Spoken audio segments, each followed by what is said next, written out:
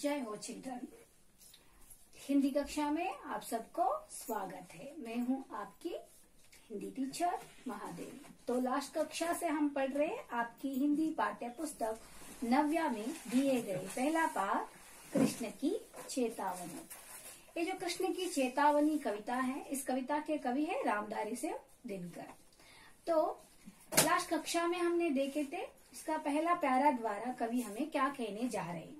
तो महाभारत की कथा में जो उसके महाभारत में घटना के आधार पर धर्म अधर्म और न्याय अन्याय इसके बारे में समझाने हमें चाहते हैं कवि रामधारी सिंह दिनकर। तो वर्षों तक वनों में घूम घूम बाधा विघ्नों को चूम चूम सह धूप घाम पानी पत्थर पांडव आए कुछ और निखर। सौभाग्य न सब दिन सोता है, देखे आगे क्या होता है।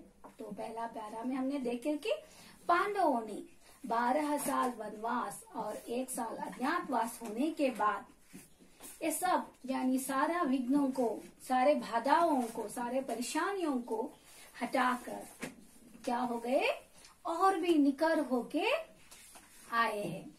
मतलब उनका जो कष्ट का जो स्थिति था, जो वो उस परिस्थिति को वो सामना करके उसमें सफल हुए और उसके बाद उसको भी एक अच्छा दिन आ गए। सौभाग्य यानी अच्छा दिन उसके जीवन में भी आ गए। तो आगे क्या हो गए हम देख सकते हैं। तो दूसरा प्यारा है, देखिए, मैत्री राह बताने को, मैत्री राह बताने को सबको सुमार्ग पर लाने को, मैत्री राह बताने को सबको सुमार्ग पर लाने को, दुर्योधन को समझाने को, भीषण विध्वंस बचाने को, भीषण विध्वंस बचाने को भगवान हस्तिनापुर आए, पांडव का संदेश लाए।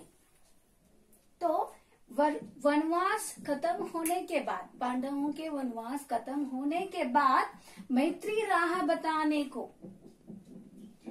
मतलब जो हस्तिनापुर के महाराज थे धृतराष्ट्र, उसके पास आ गए मैत्री राह बताने को। मैत्री यानी क्या है? मित्रत्व, स्नेह भाव। तो मैत्री राह बताने को सबको सुमार्ग पर लाने को। सुमार्ग, सुमार्ग यानी क्या है? उत्तम पथ, उत्तम पथ यानी उत्तम रास्ता, अच्छा रास्ता। तो मैत्री राह बताने को सबको सुमार्ग पर लाने को, स्नेह भाव लेकर सबको अच्छा मार्ग दिखाने के लिए आ रहे कौन? दुर्योधन को समझाने को। कौरवों के जो राजा है वो कौन है? दुर्योधन।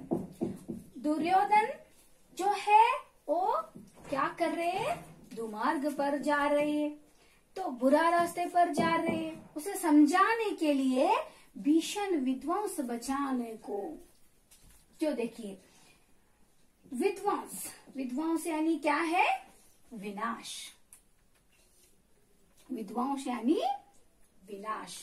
और भीषण, भीषण यानी क्या है? भयानक। भीषण यानी भयानक और विध्वंस यानी क्या है? विनाश। तो देखिए, भीषण विध्वंस बचाने को दुर्योधन जो कर रहे दुमार्ग पर जाकर, कुमार्ग में वो जाकर क्या कर रही है? भयानक विनाश कर रही है। तो ये सब बचाने के लिए मैत्री राह लेकर सबको अच्छा मार्ग दिखाने के लिए, दुर्योधन के समझाने के लिए, दुर्योधन को समझाना है उत्तम पथ पर यानी अच्छे मार्ग पर चलने के लिए उसे बताना है, समझाना है, भीषण विध्वंस को बचाना है। तो ये भयानक विनाश से सबको बचाना है। तो भगवान हस्तिनापुर आए ये सब कार्य करने के लिए। कौन कौन से कार्य? मैत्री राह बताने के लिए, स्नेह भाव लेकर, स्नेह भाव से हम जिए तो कितना सुख मिलता है सबको, और सबको अच्छा पथ सुमार्ग दिखाने के लिए और दुर्योधन को समझाने के लिए। दुर्योधन कौन है? कौरवों के राजा है। तो भीषण विध्वंस बचाने को, भयानक विनाश को बचाने के लिए कौन आए हैं हस्तिनापुर? भगवान आए हैं। तो भगवान कृष्ण जी हस्तिनापुर आए हैं ये सब करने के लिए, ये अच्छे कार्य करने के लिए पांडव का संदेश लाए। किसका संदेश लेकर आए हैं वो?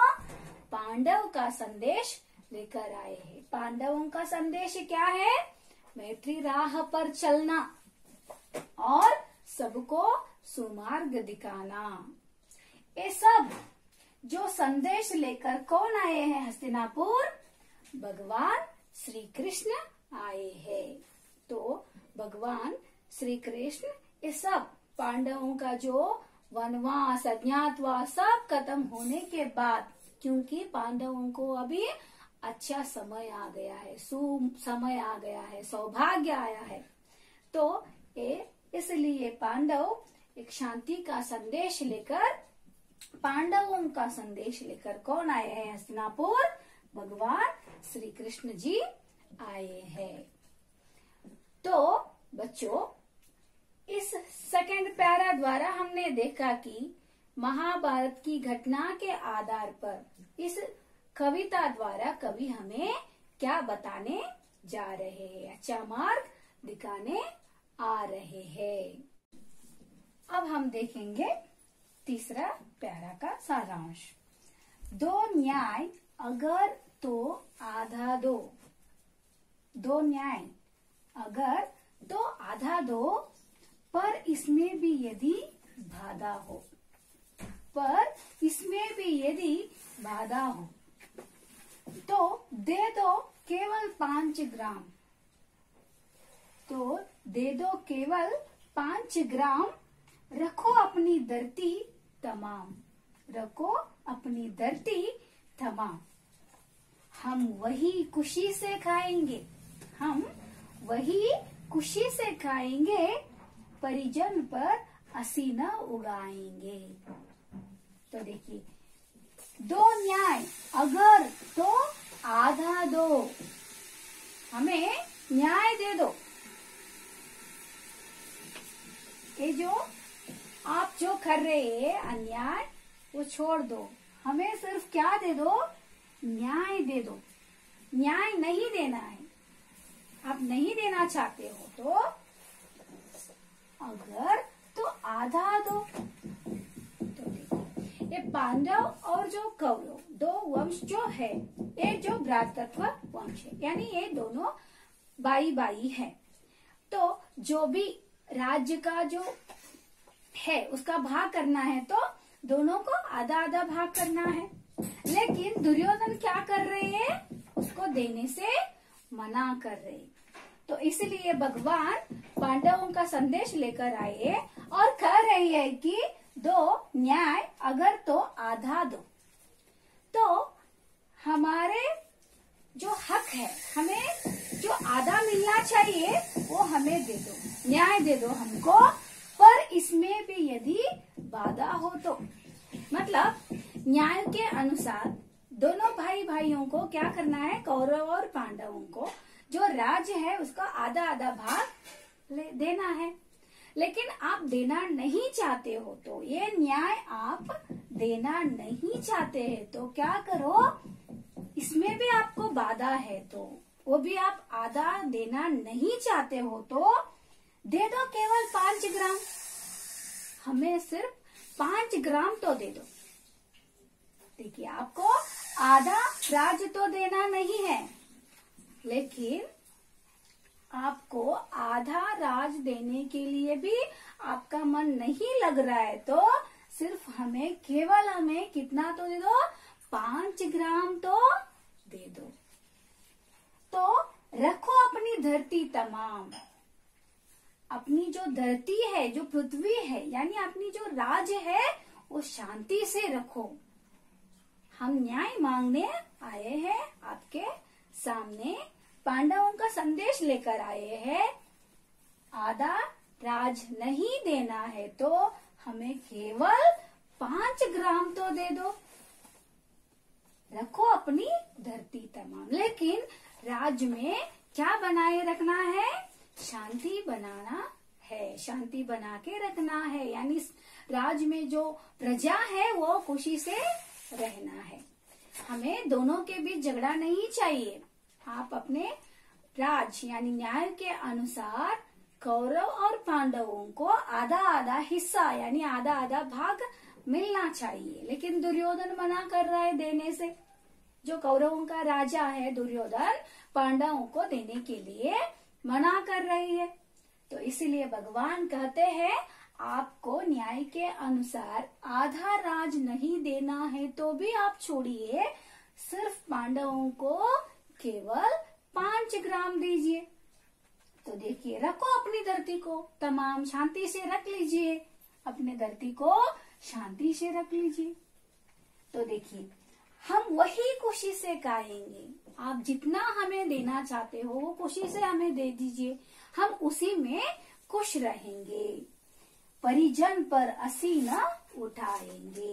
परिजन, परिजन यानी क्या है? परिवार के लोग। तो परिवार के लोग यहाँ पे कौन है? पांडव और कौरव, दोनों ही एक ही परिवार है।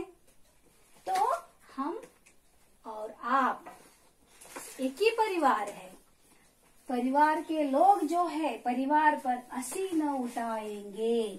असी, असी मतलब क्या है? तलवार। तलवार उठाना मतलब क्या है? युद्ध करना यानी झगड़ा करना। मुझे भी उठना चाहिए राज, उतना हिस्सा चाहिए राज में, हमें इतना भाग तो चाहिए। ऐसे हम नहीं करेंगे, हम तलवार नहीं उठाएंगे। तलवार नहीं उठाना मतलब हम आपके साथ झगड़ा नहीं करेंगे, हम शांति से रहेंगे। परिजन पर असी न उठाएंगे, हम अपने परिवार के लोगों पर तलवार नहीं उठाएंगे, हम अपने परिवार के साथ झगड़ा नहीं करेंगे। आप जितना देंगे हमें उसी में से हम खुश रहेंगे। ये संदेश किसका था? पांडवों का था। ये संदेश कौन लेकर आए थे हस्तिनापुर? भगवान श्री कृष्ण जी ने ये संदेश लेकर आए थे, यानी पांडवों के संदेश लेकर किसके पास आए थे? ओके बच्चों, वो दुर्योधन के पास आए थे। तो दुर्योधन वो देना नहीं चाहते थे, वो अन्याय कर रहे थे पांडवों के साथ, अपने भाइयों के साथ वो अन्याय कर रहे थे। इसीलिए वो कह रही है राज में शांति बना के रखना है, हम एक ही परिवार के लोग हैं, हमें झगड़ा नहीं करना चाहिए। नहीं चाहिए तो आपको आधा राज नहीं देना है तो छोड़िए, लेकिन केवल 5 ग्राम हमें दीजिए, हम उसी में खुश रहेंगे। तो बच्चों, आज हम आपके पाठ कृष्ण की चेतावनी में दिए गए जो पाठ जो है यानी कविता जो है उसका 2 प्यारा हम अध्ययन किए हैं।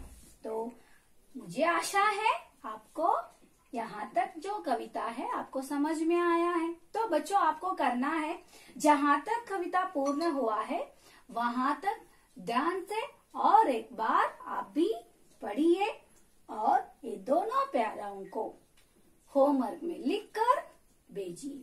तो बच्चों, घर में ही रहिए और सुरक्षित रहिए। जय हिंद।